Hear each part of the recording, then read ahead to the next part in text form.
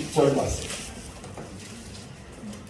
다니엘 6장 10절 말씀.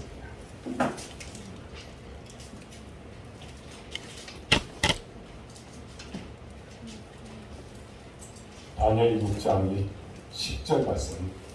다 같이 한 목소리로 읽도록 하겠습니다. 시작. 다니엘이 이 전설에 왕의 도장이 찍힌 것을 알고도 자기 집에 돌아가서는 이 방에 올라가 예루살렘으로 향한 창문을 열고 전에 하던 대로 하루 3번씩 무릎을 꿇고 기도하며 그의 하나님께 감사하였더라. 아멘. 다시 한번 읽겠습니다. 시작. 다니엘이 이 조선에 왕의 도장이 찍힌 것을 알고도 자기 집에 돌아가서는 이 방에 올라가다가 예루살렘을 향한 창문을 열고 전에 하던 대로 하루 3번씩 무릎을 꿇고 기도하며 그의 하나님께 감사하였더라. 아멘. 이 시간에 우리 특주 읽겠습니다.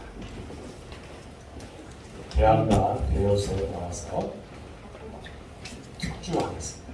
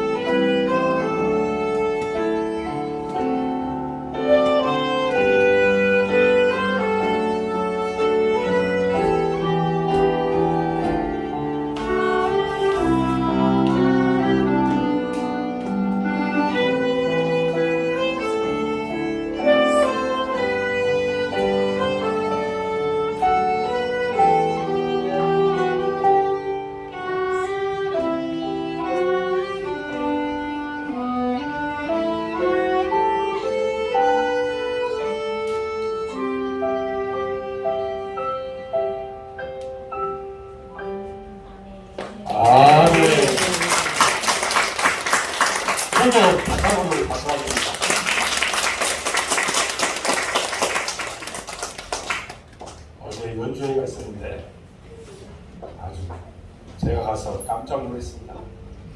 한나 요셉이요 이렇게 잘할 수가 없었어요. 감사합니다. 하나님의 축복 가운데서 재능대로 하나님의 은혜가 풍성하게 임할 줄로 믿습니다. 아멘. 아멘. 오늘 우리가 말씀을 나누고자 하는 제목은 감사의 모범을 보인 다니엘이라는 내용으로 말씀을 나눌 때에 큰 은혜 받으시기 바랍니다. 아멘. 아멘이 적습니다. 아멘.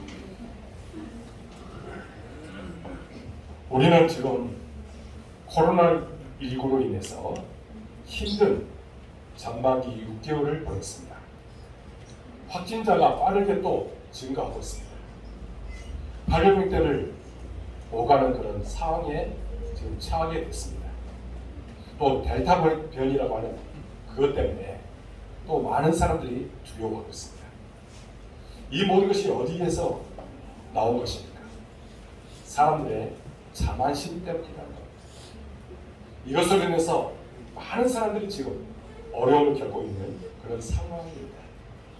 이렇게 코로나19에 집중하는 때에 지구에 큰 재앙들이 지금 닥쳐오고 있습니다. 연들이 피부로 와닿는 것이 별로 없을 것입니다. 그런데 관측되는 그런 사항들을 보면 재앙들이 얼마나 많이 나오는지 모릅니다. 시베리아가 가장 추운 곳이 어디예요? 시베리아입니다. 그런데요, 작년에 이 시베리아가 영상 38도까지 올라갑니다. 그래서 수영복을 입고 있는 사람들이 발견됐습니다. 가장 추운 곳이에요. 여러분, 그곳이 38도까지 올라갔으면 거기에 있는 얼음이 다 녹습니다. 그럼 어떻게 돼요? 재앙이 닥쳐오게 돼요. 그리고 메뚜기 떼가 창궐하고 있습니다. 동아프리카, 그리고 인도, 파키스탄, 남미, 브라질까지 지금 메뚜기 떼가 창궐한대요. 그러면 어떻게 돼요? 곡식을 다 먹어버리는 것입니다. 그런데요, 이것이 비단 그것만 있을 것이냐? 아니라는 겁니다. 이 기후변화로 인해서 언제 우리나라에 이게 다가올지도 모르는 그런 상황입니다.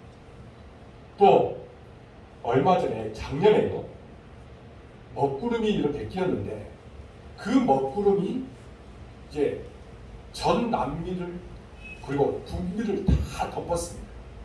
이것을 무슨 구름이라고 했냐면 고질라 먼지 구름이라고 했습니다. 그만큼 이제 먼지 구름이 사하라 사막에 있던 그 먼지 구름이 완전히 거기에 다가간 거예요. 그리고 또한 어떻게 됐냐? 지금 아마존 열대우림이 브라질만 60%가 차지한답니다. 그런데 이 코로나19로 인해서 단속이 없다 보니까 이제 거기에 원주민들이 어떻게 하냐? 불을 질러. 그러면 어떻게 돼요? 숲이 없어지는 겁니다. 그러면 어떻게 돼요? 사람들에게 이 재앙이 산소를 호흡할 수 있는 그런 여지가 줄어들게 되는 거예요. 어떻게 보면 거기가 허파라고 할 수 있어요. 산소의 허파.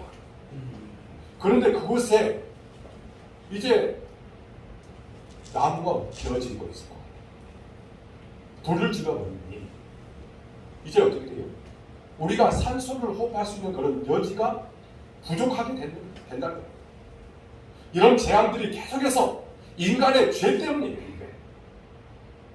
인간의 그런 탐욕 때문에 이런 현상들이 나타나고 있다는 겁니다. 여러분, 코로나19를 포함한 모든 재앙이 사실은 인간의 욕심 때문이라는 겁니다. 델타 변이로 또 불안한 마음을 우리가 갖고 있습니다. 이런 힘든 환경 속에서 우리는 6개월을 보냈습니다. 하반기 이제 첫 주, 우리는 맥주 감사기를 우리가 지키고 있습니다. 저는 말씀을 준비하면서 성경 속에서 감사의 사람으로 유명한 믿음의 사람들에 대해서 묵상을 해봤습니다. 그러면서 두 사람에 대해서 우리가 생각해보고자 합니다. 첫 번째, 누구를 우리가 들 수 있냐면 바로 욥의 감사입니다. 욥기 1장 21절에 보면 이렇게 말합니다. 우리 한 목소리로 읽겠습니다. 시작. 내가 그때에 삶을 모아사사오되 또한 알고니 그리고 돌아가리라. 주신 이도 여호와시오 거두신 이도 여호와시오니 여호와의 이름이 찬송받으시리이다. 아멘. 이 고백을 할 때 욥의 상황은 어떤 상황이냐? 사탄의 시험으로 그 많은 재산을 하루아침에 잃어버렸습니다. 그리고 자녀들은 어떻게 했냐? 10명이 한꺼번에 몰살을 당했습니다. 여러분, 이 상황이 되면 그 마음에 감사의 마음이 생길까요? 결코 그렇지 않다는 겁니다. 그러나 이 상황을 맡고 있는 이 상황 속에서 욥이 이런 감사를 하고 있는 겁니다. 어떻게 보면 그는 정말 무너져가는 가슴을 안고 그럼에도 불구하고 하나님 앞에 감사의 찬양을 드리고 있는, 감사의 예배를 드리는 욥의 모습을 우리가 볼 수가 있단 말입니다. 그리고 하박국 선지자를 우리가 살펴볼 수 있습니다. 그의 감사, 우리가 본받아야 될 그런 감사라는 것입니다. 우리가 하박국 3장 17절에서 18절 말씀을 이렇게 말합니다. 한 목소리 읽겠습니다. 시작. 비록 모아가는 성하지 못하며 포도나무에 열매가 없으며 감람나무에 소출이 없으며 밭에 먹을 것이 없으며 우리의 양이 없으며 외양간에 소가 없으며 나는 여호와로 말미암아 즐거워하며 나의 고뇌한 기뻐하리로다. 아멘. 여러분, 지금 하박국이 이 고백을 할 때가 어느 때예요? 바벨론에 포로로 끌려가는 상태예요. 포로로 잡혀있는 그런 상태였습니다. 그러니 어떻게 됩니까? 지금 감사의 마음이 그 마음속에 흘러나오고 있습니다. 그럼에도 불구하고 그는 어떻게 되냐? 바벨론에 이제 예루살렘으로 침공하고 있는 그런 상태입니다. 엎친데 덮친 격으로 농사, 축산이 모두 황폐되어 있는 그런 상태에서 그런 감사했다는 겁니다. 우리의 모습도 어떤 상황 속에서도 감사할 수 있는 여러분의 모든 모습이 되어지기를 주님의 이름으로 축복합니다. 감사할 때 그 마음에 더 큰 감사로 하나님께 영광을 돌리도록 인도해 줄 줄 믿습니다. 욥과 하박국보다 더 월등한 감사의 사람이 있는데 누구일까요? 누구일까요? 바로 다니엘입니다. 제가 다니엘서를 봤잖아요. 그러면 눈치껏 말씀을 좀 해주셔야죠. 누굴까요? 다니엘. 그런 의미에서 다니엘은 감사의 최고봉에 있었다고 할 수가 있습니다. 다니엘의 감사를 명확하게 보이는 말씀이 오늘 본문의 말씀입니다. 다니엘서 6장 10절 말씀을 다같이 한 목소리로 읽도록 하겠습니다. 시작. 다니엘이 조선시대 왕의 관광을 것을 알고 자기 집에 들어가서는 윗방에 올라가 예루살렘에 올라 창문을 열고 전에 하던 대로 하루 3번씩 무릎을 꿇고 기도하며 그의 하나님께 감사하였더라. 아멘. 이때에 다니엘의 나이가 몇 세입니다? 거의 80세였습니다.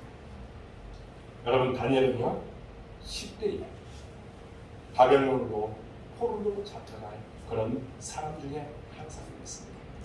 그 후 약 60년간 바벨론 제국에서 이 사람이 어떤 위치에 있었냐? 왕의 조력자 그리고 셋째 지휘자로 살고 있습니다. 그러다 메대 왕 다리오가 바벨론을 정복하게 됩니다. 바벨론을 정복한 다리오는 전국을 어떻게 했냐? 120도로 나눴습니다. 이제 예루살렘을 나눠가지고 그곳을 120도로 나눠서 120명의 방백을 세워서 통치하게 했습니다. 그런데 120명을 관장하는 3명의 또 총리를 세웠습니다. 그 중에 한 사람이 누구냐? 바로 여기에 있는 다니엘입니다. 여러분, 정치란 것이 참 무서운 것이 정치고, 참 이것이 우리 정치를 보면 우리가 참 눈으로 볼 수 없을 정도로 참 더러운 곳이 정치한 곳입니다. 그렇기 때문에 목회자들도 정치하면 참 수월해지더라고요. 안 하는 게 좋습니다. 그런데 어떤 한 자를 굉장히 중요하게 생각합니다. 거기에 누가 앉느냐에 목숨을 겁니다. 다니엘 시대에도 역시 마찬가지였습니다. 120명의 방백들, 그리고 다니엘을 뺀 2명의 총리가 보았을 때 다니엘은 어떤 사람이었냐? 눈의 가시였습니다. 왜 다리오 왕은 다니엘을 저렇게 총리로 세웠을까? 왜 바벨론 제국에서 일하던 사람을 새로운 제국을 만들었으면 그를 내치고 그 사람을 임명하지 말아야 되는데 왜 재임명을 하느냐? 이렇게 불평하게 된 것이고, 왜 80이 넘은 노인들을 총리로 세우느냐? 이렇게 하면서 등등의 생각을 하다가 나머지 122명의 마음이 하나가 됐습니다. 다니엘을 빼 122명의 사람들이 한 마음이 됩니다. 다니엘을 이제 총리의 자리에서 끌어내리자, 이런 마음을 갖게 됐습니다. 그래서 다니엘의 신상털기를 시작하게 된 겁니다. 신상털기를 하면 어떻게 될까요? 다 비리가 있습니다. 여러분, 다니엘을 총리에 세운 이것을 가지고 이제 또 그가 바벨론에서 바벨론 제국을 그때에 총리를 했잖아요. 그러면서 이 사람이 어떤 비리를 가지고 있는가, 거기에 대해서 이제 신상털기를 합니다. 권력을 남용하고 권력 비리가 혹시 있지 않은지 조사를 하게 된 것입니다. 그런데 아무리 조사를 해도 털어봐도 없습니다. 우리 속담에 털어서 먼지 안 나는 사람이 없다, 이런 말이 있는데 다니엘에게는 거기에 해당되지 않은 것입니다. 누구나 다 여러분, 요즘에 얼마 전에 이제 조국 장관에 대해서 얼마나 신상털기를 했습니까? 그래서 결국에는 낙마시켰습니다. 뭐 장관 임명하지 별로 안 됐는데 그냥 결국에는 요즘에는 누구를 해요? 윤석열을 아주 그냥 신상털기를 지금 하고 있습니다. 이게 바로 어떻게 보면 정치예요, 정치. 누군가를 끌어내야 됩니다. 그래서 이제 비리가 있는 것을 알게 되면 어떻게 돼요? 그 사람을 끌어내기 위해서 온갖 것들을 다 동원합니다. 하지만 다니엘은 그렇지 않았다는 겁니다. 털어도 먼지가 안 났습니다. 다니엘은 탁월한 실력도 갖췄을 뿐만 아니라 이 사람은 깨끗한 도덕성도 가지고 있었던 것입니다. 이것을 숭실대학교 김혜권 교수가 이 자신의 책에서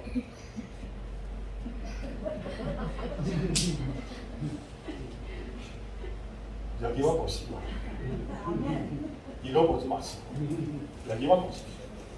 이 김혜권 교수가 자신의 책에서 이런 말을 했습니다.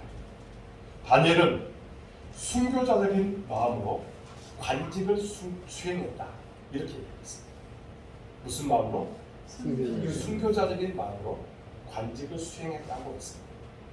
이 교수는 고위직에 있으면서 뇌물 안 받고 자기 월급만으로 살며 근무 시간을 엄수하는 충성스러운 공무원은 어떻게 보면 순교자다라고 했습니다.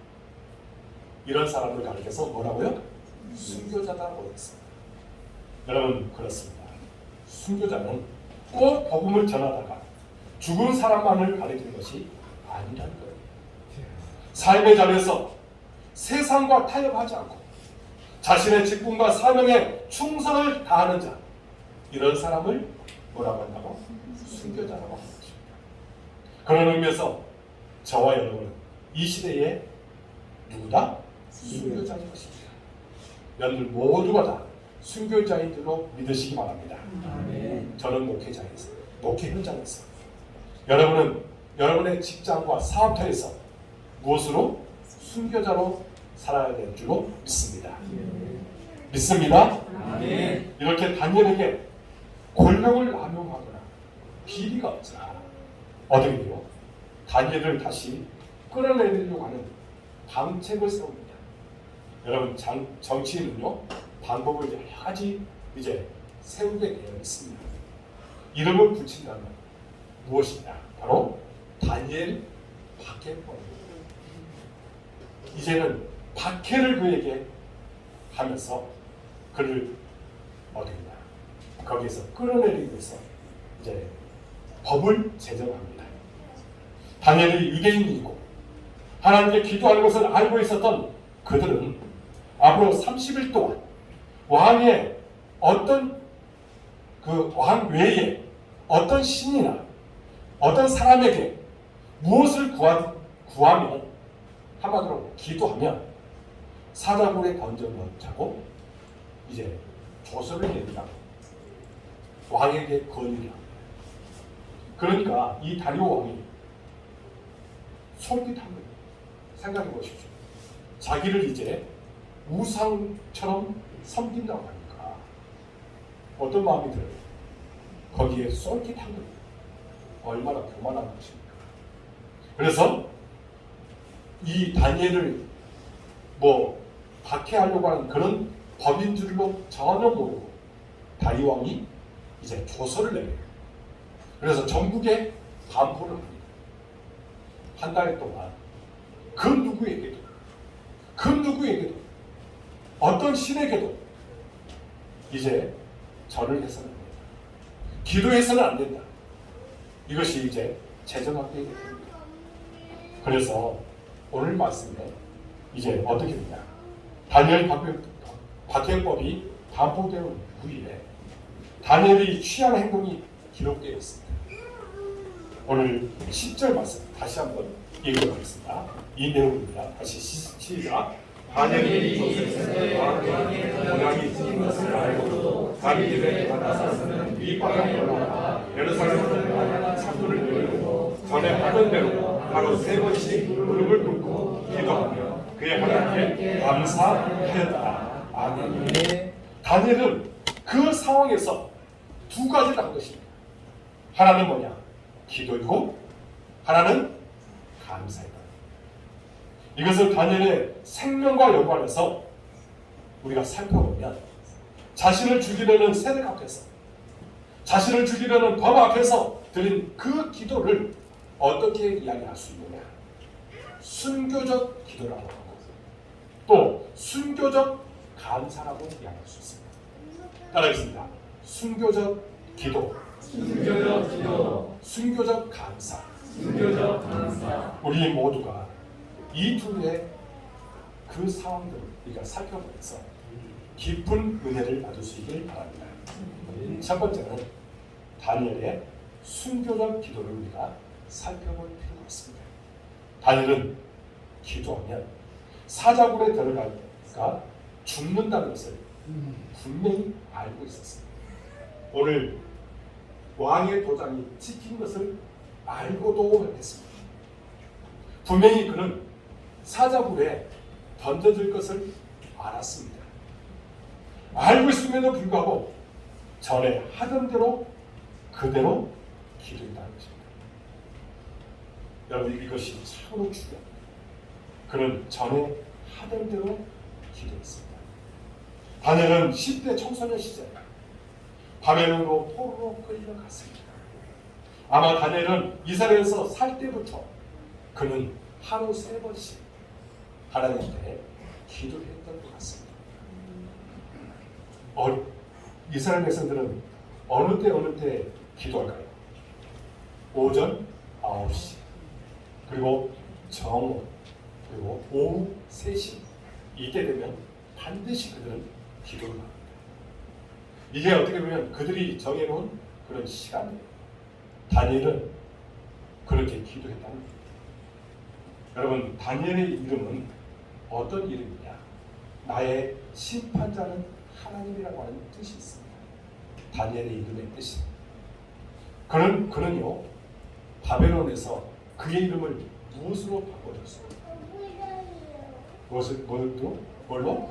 벨드사살이라고 하는 이름으로 그의 이름을 개명해 줬습니다. 그런데 다니엘은 그 이름을 싫었습니다. 그리고 다니엘을 계속해서 고집하며 나갔습니다.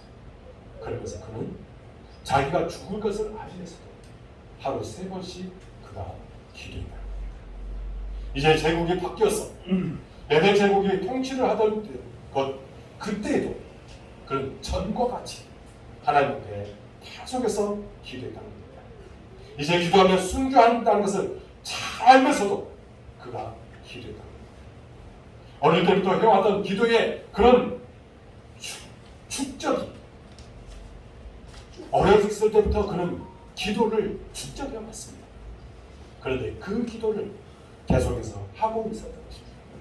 그러면서 순교적 기도의 사람으로 그를 만들게 된 것입니다. 기도의 축적이 순교적 기도를 할 수 있는 그런 사람으로 만들어 간 것입니다. 그리고 예루살렘으로 향하여 창을 열고 기도한 이유는 솔로몬의 그런 기도 때문이었습니다. 여러분, 열왕기상 8장 45절에서 50절에 이런 내용이 있습니다. 46절에서 50절. 46절 말씀을 우리 한 목소리로 읽겠습니다. 시작. 범죄하여 사람이 없사오니 그들이 주께 범죄하므로 주께서 그들에게 범사사 그들을 적국에게 넘기시되 적국이 그들을 사로잡아 원군을 만들고 적국의 땅으로 돌아간 후에 47절입니다. 시작. 그들이 사로잡혔던 땅에서 스스로 깨닫고 그 사로잡혔던 땅에서 돌이켜 주께 간구하기를 우리가 범죄하여 악을 행하며 악을 지었나이다 하며. 무슨 말입니까? 지금 회개 기도를 하고 있는 것입니다. 그리고 48절입니다. 자기를 사로잡아 함께 읽겠습니다. 시작. 자기를 사로잡아 적국의 땅에서 온 마음과 온 뜻으로 주께 돌아와서 주께서 그들의 조상들에게 주신 땅, 곧 주께서 택하신 성읍과 내가 주의 이름을 위하여 거주한 성전 있는 쪽을 향하여 주께 기도하거든. 지금 무슨 말입니까?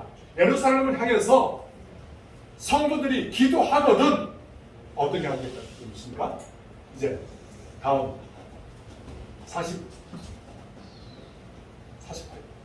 49절 시작. 주는 계시고 하늘에서 그들의 기도와 간구를 들으시고 그들의 일을 돌아보시느니라. 지금 그 기도를 들어달라고 간구하고 있는 것입니다. 그리고 마지막 50절 시작. 주께 먼저 백성을 용서하시며 주께 범한 그 모든 허물을 사하시고 그들을 사로잡은 자 앞에서 그들로 불쌍히 여김을 얻게 하사 그 사람들도 그들을 불쌍히 여기게 하옵소서. 지금 솔로몬이 하나님께 이렇게 기도하고 있는 것입니다. 성도들이 주를 향하여서 그리고 예루살렘 성전을 향하여서 그렇게 기도하면 하나님 그들을 용서해 주시고 그들을 불쌍히 여겨달라고 그렇게 기도하고 있는 것입니다. 그런데 다니엘이 지금 이런 기도를 하고 있는 것입니다. 예루살렘 성전을 향하여서 하나님, 우리 백성들이 지금 죄를 범하고 있습니다. 이들의 죄를 사하여 주옵소서. 이렇게 기도했다는 것입니다. 하루 3번씩 그렇게 간절하게 기도하고 있는, 정말 회개 기도하고 있는 다니엘의 모습을 우리가 볼 수가 있었던 것입니다. 우리는 또 이런 순교적 기도를 할 수 있기를 주님의 이름으로 축복합니다. 그때 주님께서 우리의 모든 기도를 들으시고 응답해 주시는 놀라운 역사가 반드시 임하게 될 줄로 믿습니다. 사랑하는 여러분, 순교적 기도의 사람이 되어야 될 줄 믿습니다. 우리는 기도의 사람이 되어야 합니다. 기도할 때 하나님께서는 우리를 들으시고 응답하여 주시며 놀라운 은혜를 치밤토록 이끌어 주신다는 것입니다. 그때 하나님의 놀라운 은혜가 풍성하게 마음을 경험하고 그런 하나님을 찬양하도록 이끌어 주실 것입니다. 그러므로 날마다 기도하십시오. 기도할 때 놀라운 은혜가 여러분 삶 가운데 나타나게 될 줄로 믿습니다. 지금 코로나19로 인해서 얼마나 힘든 시간을 보내고 있습니까? 그때 우리가 해야 할 일이 무엇입니까? 하나님 앞에 회개 기도입니다. 이 모든 것이 어디에서 나온 거예요? 인간의 탐욕 때문이 아닙니까? 인간의 죄 때문이 아닙니까? 그러면 우리는 철저하게 하나님 앞에 회개해야 된다는 겁니다. 예배드리면서 하나님 앞에 회개 기도를 합니다. 하나님 앞에 부르짖는 우리의 심령이 되어야 될 줄로 믿습니다. 그때 우리의 모든 기도를 들으시고 응답해 주시고 또한 특별히 우리는 어디를 향해서 기도해야 되는가? 비록 적은 교회지만 우리 복된교회가 이곳에 있으니 이곳을 향하여서 여러분들 마음을 모두시기 바랍니다. 그리고 기도할 때 놀라운 기적이 일어날 줄로 믿습니다. 여러분, 여러분의 모든 기도를 통해서 놀라운 기적을 체험하게 될 줄로 믿습니다. 물론 여기 이쪽이 북쪽인지 어딘지 잘 모르겠습니다. 그러나 어떤 마음을 가지고 우리 복도교회를 정말 예배의 센터로 삼고 그것을 향하여 마음을 모두고 기도하라는 거예요. 그때에 놀라운 기적이 일어날 줄로 믿습니다. 두 번째로는 다니엘의 순교적 감사를 우리가 살펴볼 수 있습니다. 여러분, 다니엘이 지금 감사할 때입니까? 지금 기도하는 것을 누군가가 집 밖에서 안 밖에서 보고 있을 것입니다. 그리고 고발하기만 하면 왕명에 의해서 지금 사자굴에 던져질 그런 위기에 처해 있는 것입니다. 그럼에도 불구하고 다니엘은 어떻게 돼요? 감사했습니다. 그 상황을 잘 알고도 그가 감사했습니다. 그런데 여러분, 다니엘의 이런 감사도 한순간 나온 것이 아니라는 겁니다. 그저 그냥 한순간에 하나님 감사해요 이렇게 나온 것이 아닙니다. 다니엘의 이 죽음을 앞둔 순교적 감사는 이미 80인생을 살아가면서 감사의 삶이 축적되었기 때문에 그런 감사가 나오게 된 것입니다. 여러분, 우리는요 이런 감사가 우리 삶 가운데 축적이 돼야 됩니다. 그래서 그런 감사가 우리 마음속에 흘러나와요. 그럴 때 여러분, 축적된 감사가 순교적 감사로 이어질 줄로 믿습니다. 다니엘의 축적된 감사는 바벨론 느부갓네살 왕의 꿈 해석 이야기로 거슬러 올라갑니다. 느부갓네살 왕이 꿈을 꾸었는데 이제 아침에 일어나 보니까 꿈은 기억나지 않았습니다. 마음에 번민만 가득하게 됐습니다. 왕은 이제 바벨론의 모든 박사들과 술객들을 불러서 어떻게 했냐? 그것을 알아내라는 겁니다. 여러분, 이 바벨론 왕도 참 대단한 사람입니다. 지금 자기가 꾼 꿈을 알아내라는 거예요. 아니, 꿈을 어떻게 알아? 거기에 있는 모든 술사들에게 그리고 박사들에게 자기가 꾼 꿈을 지금 알아내라는 거예요. 있을 수 있는 일입니까? 내가 우리 여기 매운이 꿈을 얼굴을 보고 꿈을 어제 꾼 꿈을 알아내려고 여러분, 이 다니엘 왕, 느부갓네살 왕 참 이상한 사람. 그런데 술사와 박사들에게 알아내라는 거예요. 그런데 뭘 알아낼 수가 없습니다. 그런데 누구만이 다니엘만이 그것을 다 꿈을 이제 하나님께서 그에게 알려주시고 또 그에게 해석할 수 있도록 만들어 주셨습니다. 그러면서 다니엘서 2장 23절에 이런 말씀이 있습니다. 우리 한 목소리로 하겠습니다. 시작. 우리는 감사드려요. 주께서 내게 지혜와 능력을 주시고 우리가 주께 구하는 것을 내게 알게 하셨으니 내가 주께 감사하고 주를 찬양하나이다. 곧 주께서 왕의 의를 내게 보이셨나이다. 아멘. 여러분, 하나님께서 다니엘에게 꿈을 알려주셨어요. 해석도 알려주신 것입니다. 그러면서 다니엘이 이렇게 하나님 앞에 감사하고 있습니다. 이때가 어느 때예요? 이때가 어느 때예요? 다니엘이 지금 어렸을 때입니다. 지금 80세에 이런 그 감사의 모습이 아니라 어렸을 때 한 거예요. 이런 어린 시절에 감사하는 삶이 그에게 있었는데 이것이 이제 나이가 먹어서도 그 감사가 축적되어서 감사의 모습으로 순교적 감사로 넘치게 되게 된 것입니다. 우리 삶도 역시 마찬가지입니다. 어떻게 하라는 겁니까? 우리 인생의 모든 삶이 언제나 감사의 삶이 넘쳐야 된다는 것입니다. 습관적으로 감사합니다. 우리 생활 속에서 이런 감사가 나타나니 순교적 감사로 온전히 나타나는 놀라운 역사가 우리 가운데 임하기는 줄로 믿습니다.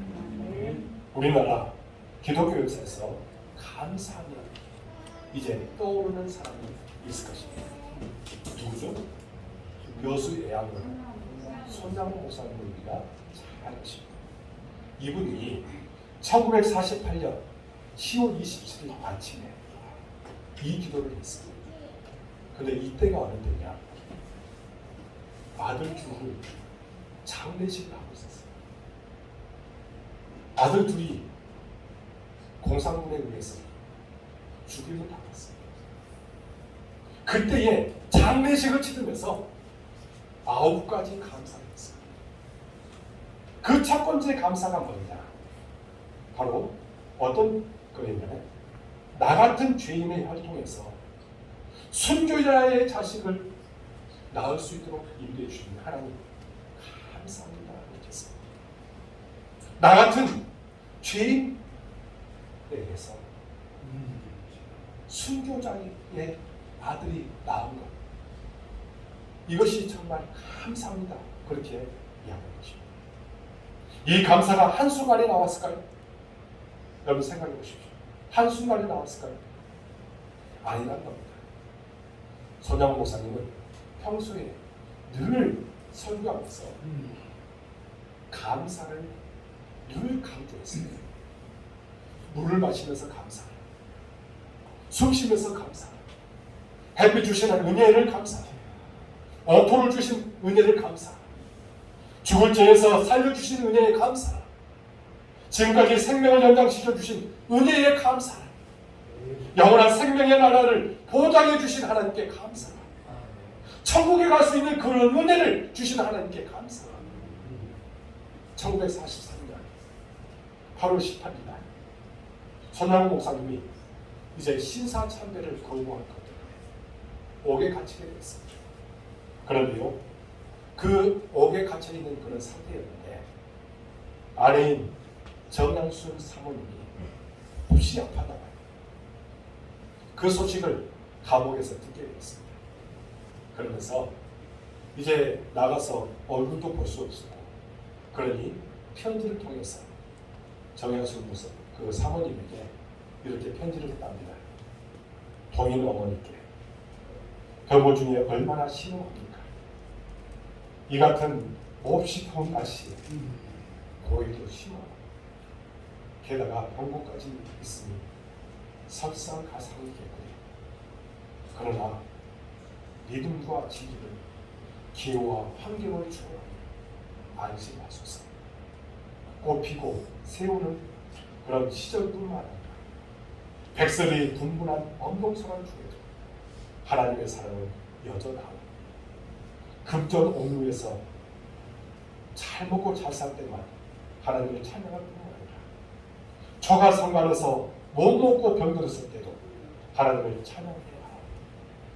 나는 솔로몬의 부귀보다 욥의 고난이 더욱 귀하고 솔로몬의 지혜보다 욥의 인내가 더욱 아름다워 보입니다. 평안과 기쁨은 만병의 보약이오니 모든 염려는 주께 맡기고 부디 병석을 떠나소서. 항상 기뻐하고 범사에 감사하소서. 지금 아파서 힘들어하는 아내에게 지금 병들었을 때가 진짜로 찬양하고 감사할 때니 항상 기뻐하고 범사에 감사하소서. 이렇게 편지를 쓰고 있는 것입니다. 이런 축적된 감사가 있었기 때문에 두 아들을 잃은 장례식장에서 그렇게 9가지 감사를 드릴 수 있었던 손장원 목사님을 우리가 볼 수가 있다는 겁니다. 사랑하는 여러분, 이제 말씀을 맺고자 합니다. 구약의 3대 절기, 6월절, 7.7절, 초막절은 하나님께 감사하는 절기입니다. 주기적으로 감사를 연습시켜 이스라엘 백성이 나는 그 마음을 가지고 언제나 하나님께 감사하며 살기를 원하는 그런 절기를 하나님께서 주신 것입니다. 오늘날 교회에 맥주 감사합니다. 추수 감사들도 그렇다는 겁니다. 단순히 헌금 얼마를 해라 이게 아니라는 거예요. 여러분, 많은 사람들이 지금 우리 기독교를 향해서 헌금 때문에 예배드린다 그런 말은 다 우리를 비난하기 위한 그런 도구밖에 안 되는 겁니다. 우리는 어떻게 해요? 전반기, 후반기 삶을 정리하면서 감사의 삶을 축적시켰어. 감사의 모습으로 나아가기 위한 그런 발판이라는 겁니다. 그렇기 때문에 우리가 맥주 감사주의를 드리면서 감사한 마음 이 6개월 동안 우리에게 놀라운 은혜를 주신 그런 하나님께 감사하는 그런 절기로 지키는 거지. 그저 돈 이것 때문이 아닙니다. 우리에게 베풀으신 그 은혜가 얼마나 큽니까? 그렇기 때문에 우리가 맥주 감사제를 통해서 하나님 감사합니다. 우리에게 베풀으신 그 은혜에 너무나도 감사합니다. 그런 마음으로 우리가 이 예배를 드리는 것 아닙니까? 올해 맥주 감사주는 그동안 우리가 얼마나 감사를 축적하고 살았는지를 보여주는 절기라고 생각됩니다. 전반기 삶의 환경이 힘들었기 때문입니다. 하지만 저는 우리 모든 성도님이 본문의 다니엘처럼 설령 내 앞에 죽음의 환경이 있다 해도 숨겨둔 감사를 여러분들이 할 수 있는 성숙한 사람들이 되었으면 좋겠습니다. 이유는 숨겨진 기도, 숨겨진 감사를 한 다니엘은 사자굴에 들어갔지만 이미 하나님은 그의 천사를 보내주어서 사자들의 입을 봉해버렸습니다. 그리고 그를 보호해 주었다. 다니엘을 지켜주셨습니다. 반대로 다니엘을 참수한 사람들은 어떻게 됐습니까? 모두가 다 사자의 밥이 되었습니다. 이제 완전히 전환이 된 거죠. 역전이 된 거죠. 그것은 누가 그 모든 것을 하신 것입니까? 하나님이 하신 것입니다. 아멘. 하나님께서 그 안에 정말 순교적 기도를 하는, 순교적 감사를 하는 다니엘을 지켜주시고 보호해주시고 그로 하여금 더 큰 감사로 나아갈 수 있도록 이끌어 주신 것입니다. 그러면 우리는 어떻게 해야 됩니까? 하나님 앞에 그렇게 감사할 때 놀라운 은혜가 우리 가운데 임하게 될 줄로 믿습니다. 더 큰 감사를 줄 수 있는 하나님을 발견하게 될 줄로 믿습니다. 영적인 하나님을 우리가 만나게 되는 귀한 역사가 반드시 우리에게 임하게 될 줄로 믿습니다. 그 믿음으로 오늘도 승리하는 여러분들의 모든 인생이 되어지길 주님의 이름으로 축복합니다. 기도하겠습니다. 하나님 아버지 감사합니다. 우리 삶 가운데 하나님께서 우리에게 베푸신 그 은혜가 너무나도 큽니다. 그런데 우리는 그동안에 감사하지 못하는 어리석음에 빠져 있었습니다. 이런 모든 것들을 다 회개합니다. 용서하여 주옵소서. 이제는 철저하게 하나님 앞에 기도하며 나가는, 또한 감사하며 나가는 우리의 신뢰이 되도록 인도하여 주옵소서. 더 큰 감사로 영광 돌릴 수 있도록 이끌어 주실 줄로 믿습니다. 맥주 감사주를 들으면서 우리 마음에 더 큰 감사로 영광 돌리는 신뢰이 되도록 이끄시고 축복하여 주옵소서. 모든 것을 주님께 의탁하고 예수 그리스도의 이름으로 간절히 기도하옵나이다. 아멘. 이제 우리가 이 찬양을